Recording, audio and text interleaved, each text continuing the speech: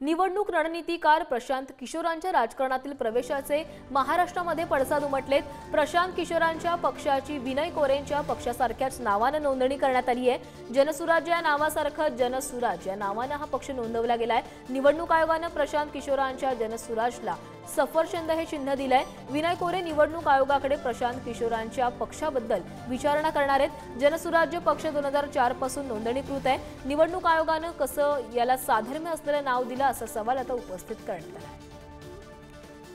सोबत विनय कोरे आपण त्यांच्याशी बोलणार आहोत। सर, प्रशांत किशोर यांनी बिहारमध्ये जनसुराज नावाच्या पक्षाची स्थापना केली, निवडणूक आयोगाची मान्यता मिळाली, सफरचंद चिन्ह पण मिळाले, तुमच्याही पक्षाचं नाव तेच आहे, काय भूमिका असणार?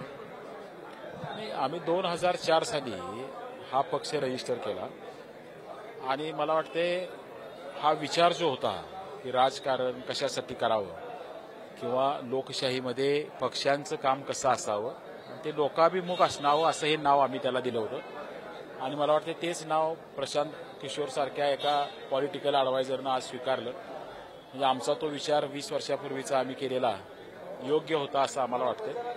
आम्ही काही त्याच्यावर ऑब्जेक्शन आज घेणार आहे असं नाही, कारण नॅशनल लेवलला आम्ही पार्टी आज रजिस्टर केलेली नाही। निवडणूक आयोगाशी आमचा पत्रव्यवहार सुरू आहे आणि 20 वर्षापूर्वीचं हे रजिस्ट्रेशन आहे आणि त्यात तुम्ही कशा पद्धतीनं दोघांचं अस्तित्व वेगळं ठेवणार आहे, लोकांचं कन्फ्युजन कसं कमी करणार आहे ह्याबाबत आम्ही त्यांना प्रश्न विचारलेला आहे। मला वाटते त्यांना ज्या वेळेला हे लिगल अडचण कळेल त्यावेळेला ते निश्चित दुसरं नाव स्वीकारतील असं मला वाटतं। प्रशांत किशोर यांना जनसुराज्य पक्षाला मान्यता दिली, विनय कोरे यांचा पक्ष 2004 पासून यात नाव रजिस्टर आहे। निवडणूक आयोगाला याबाबत माहिती विचारणारं पत्र किंवा हे नाव कसं दिलं ह्याचा जाब विचारणारं पत्र हे विनय कोरे यांच्या जनसुराज्य पक्षाकडून दिलं जाणार आहे।